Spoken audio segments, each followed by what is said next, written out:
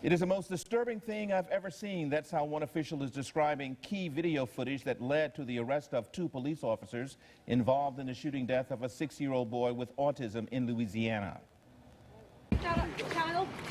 Louisiana State Police moved quickly to arrest 2 police officers for killing a little boy and wounding his father.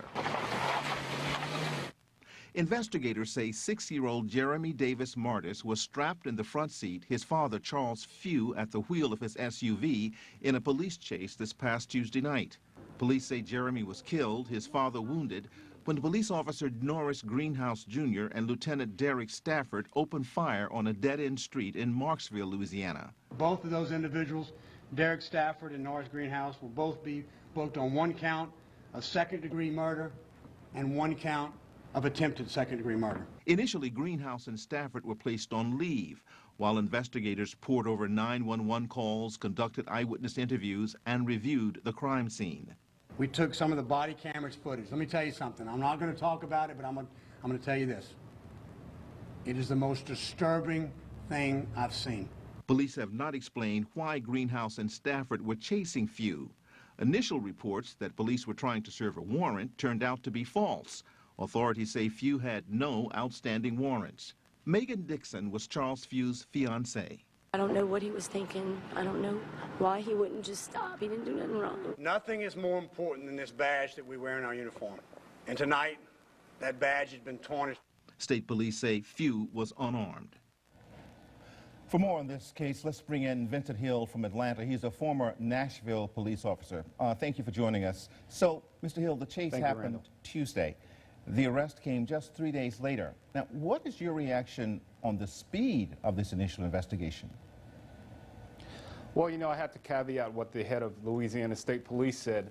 Obviously, the body cam video was very troubling. To come to a conclusion of 2 accounts of second-degree murder, there's something in that video that the public is not yet privy to that's going to tell this entire story, because usually you don't see a case move this fast directly to an arrest. You know, there's a grand jury proceedings, there's a shooting board, there's so many other steps before you have that arrest. So there's something in that video we're just not seeing yet. Now, I would assume every police department has different standards and procedures, but can you tell us, in your anecdotal knowledge of national police standards, is there a general rule that officers follow when a child is in a vehicle that's being pursued? Well, yes, absolutely. Each department has its own pursuit policies.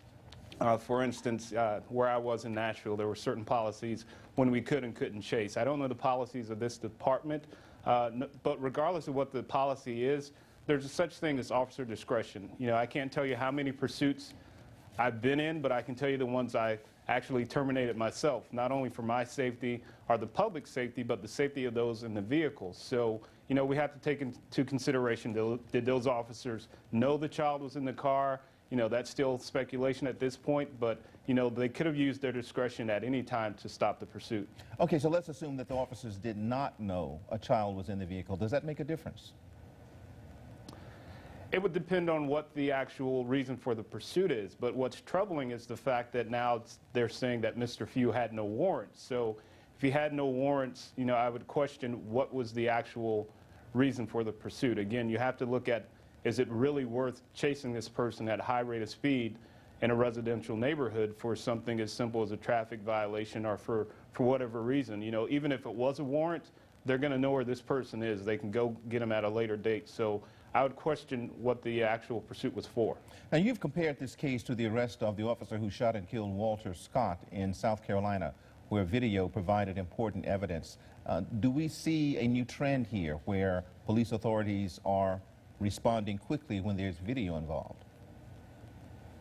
Yeah, I think so, especially if there's something that's questionable. Obviously, in the Walter Scott case there was, and apparently in this case down in Louisiana, anytime you're talking about a 6-year-old, of course, that's very troubling.